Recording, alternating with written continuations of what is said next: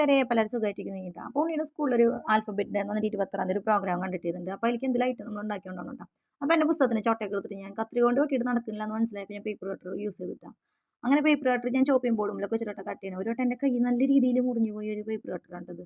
അപ്പോൾ എനിക്ക് നല്ല പേടിയുണ്ട്. അങ്ങനെ കട്ട് ചെയ്തപ്പോഴാണ് ഏടെ സെൻറ്റർ ഭാഗം ഞാൻ കട്ട് ചെയ്ത് ചിന്തിച്ചത്. ഓൾറെഡി ഞാൻ വരച്ചിട്ടുണ്ടെന്ന് പക്ഷേ അത് ചിന്തിച്ചില്ല. അത് കട്ട് ചെയ്ത് പോയപ്പോൾ ഞാൻ വിചാരിച്ചു എന്നാൽ വി ആക്കാം, വയലിൻ ഉണ്ടാക്കാമെന്ന് വിചാരിച്ചിട്ട്.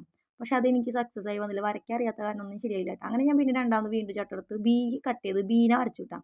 പിന്നെ നീ ഇതന്നെ നല്ലതെന്ന് അങ്ങനെ ഞാൻ സ്കെച്ചൊക്കെ എടുത്ത് കൊണ്ടുവന്ന് പെയിൻ്റ് അടിച്ചു. ഇത്തിരി അലങ്കാരപ്പണി ഉണ്ടായിരുന്നു കേട്ടോ, അങ്ങനെ തന്നെ പറയാം. അങ്ങനെ ഇതിനൊന്ന് ഞാൻ കളറൊക്കെ ചെയ്ത് കൊടുത്തു കേട്ടോ. ലാസ്റ്റ് ഞാൻ ഉണ്ണിയോൾ പറഞ്ഞിട്ട് മുന്നാണ്ടി പരിപാടി ചെയ്തിരുന്നു. കാരണം ഉണ്ണിയോൾ വന്നു കഴിഞ്ഞാൽ ഒന്നും ചെയ്യാൻ പറ്റില്ല എനിക്ക്.